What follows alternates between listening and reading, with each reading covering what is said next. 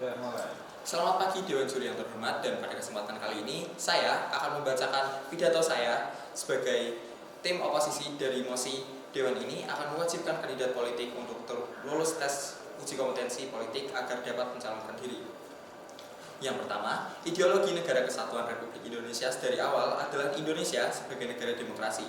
Demokrasi sendiri berarti sistem pemerintahan di mana kekuasaan tertinggi berada di tangan rakyat dan dilaksanakan secara langsung atau melalui perwakilan yang dipilih oleh rakyat.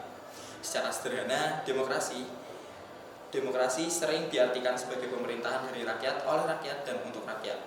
Dengan adanya tes kompetensi sebagai syarat untuk calon kandidat politik agar bisa mencalonkan diri sebagai kandidat politik resmi, secara tidak langsung ini membatasi hak masyarakat untuk bisa mencalonkan diri sebagai kandidat politik. Dan hal ini jelas-jelas menentang ideologi Indonesia dari awal sebagai negara demokrasi. Tes kompetensi seperti ini juga memiliki resiko menjadi celah bagi nepotisme, karena pasti akan ada oknum penyelenggara tes yang tidak bertanggung jawab dan bersekongkol dengan calon kandidat politik, sehingga hal ini dapat membatasi hak dari calon kandidat politik lain yang tidak memiliki relasi dengan penyelenggara tes uji kompetensi.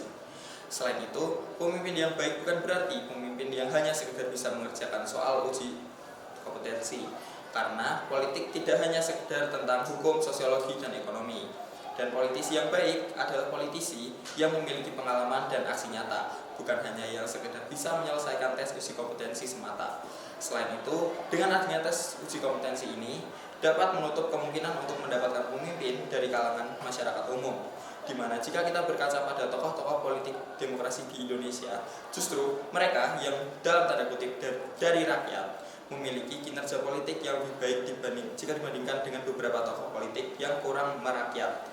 Dan berdasarkan dengan seluruh argumen saya sebelumnya, saya dengan tegas menolak adanya tes uji kompetensi sebagai syarat untuk menjadi kandidat politik resmi. Sekian pidato dari saya, terima kasih.